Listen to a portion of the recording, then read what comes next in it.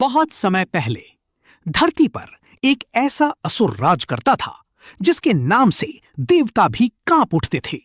उसका नाम था हिरण्यकश्यप। उसने वर्षों तक कठोर तपस्या की और ब्रह्मा जी से ऐसा वरदान पा लिया जिसके बाद उसे लगा अब उसे कोई नहीं मार सकता। धीरे धीरे उसका अहंकार इतना बढ़ गया कि उसने खुद को ही भगवान घोषित कर दिया। उसने आदेश दिया, लेकिन उसी महल में जन्म हुआ एक ऐसे बालक का जो आगे चलकर भक्ति की सबसे बड़ी मिसाल बना। उसका नाम था प्रहलाद।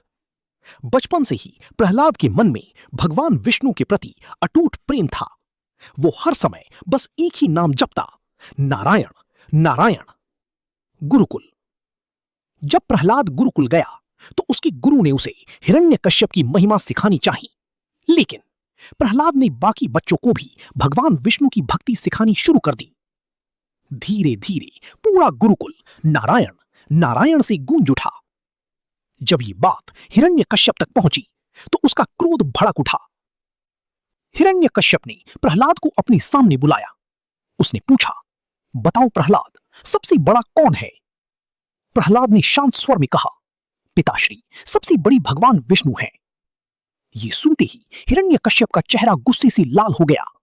उसे विश्वास नहीं हो रहा था कि उसका अपना बेटा उसके खिलाफ खड़ा है। हिरण्यकश्यप ने सैनिकों को आदेश दिया, इसे ऊंचे पर्वत से नीचे फेंक दो। सैनिक प्रहलाद को लेकर पर्वत की चोटी पर पहुंचे, लेकिन प्रहलाद के चेहरे पर डर नहीं था। उसके होठों पर सिर्फ एक नाम था, नारायण। जैसे ही उसे नीचे फेंका गया, वैसे ही दिव्य शक्ति ने उसे सुरक्षित बचा लिया। सीन 6, जहर और हाथी। अब हिरण्यकश्यप ने प्रहलाद को जहर देने की कोशिश की, लेकिन विष भी उसका कुछ नहीं बिगाड़ पाया।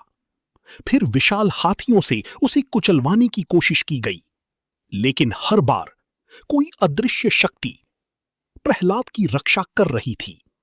अब हिरण्यकश्यप ने अपनी बहन होलिका को बुलाया। होलिका को वरदान था कि आग उसे जला नहीं सकती।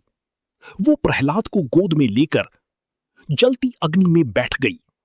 चारों तरफ आग की लपटें उठने लगीं। लेकिन तभी एक चमत्कार हुआ। होलिका जलने लगी और प्रहलाद सुरक्षित बैठा रहा, क्योंकि सच्ची भक्ति को अग्नि भी नहीं जला सकती। अब हिरण्यकश्यप क्रोध में पागल हो चुका था। उसने चिल्लाकर पूछा, कहां है तेरा विष्णु? प्रहलाद मुस्कुराया और बोला, भगवान हर जगह हैं।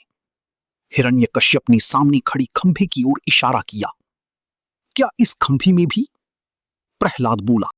गुस्से में हिरण्यकश्यप ने खंभे पर जोर से प्रहार किया और तभी पूरा महल कांप उठा। खंभा फट गया और उसमें से प्रकट हुए भगवान नरसिंह। न पूरी तरह मनुष्य, न पूरी तरह पशु। उनकी गर्जना से पूरा ब्रह्मांड कांप उठा। भगवान नरसिंह ने हिरण्यकश्यप को पकड़ लिया। न दिन था, न रात, न अंदर न बाहर, और न किसी हथियार से। भगवान ने अपने नाखूनों से हिरण्यकश्यप का अंत कर दिया। उस दिन अहंकार हार गया और भक्ति की जीत हुई। भगवान नरसिंह का क्रोध शांत नहीं हो रहा था। तभी छोटा सा प्रहलाद धीरे धीरे उनके पास गया। उसने हाथ जोड़कर कहा, प्रभु। बस इतना सुनते ही भगवान शांत हो गए। उन्होंने अपने भक्त को सीने से लगा लिया। जो सच्चे मन से भगवान को याद करता है, भगवान हमेशा उसकी रक्षा करते हैं।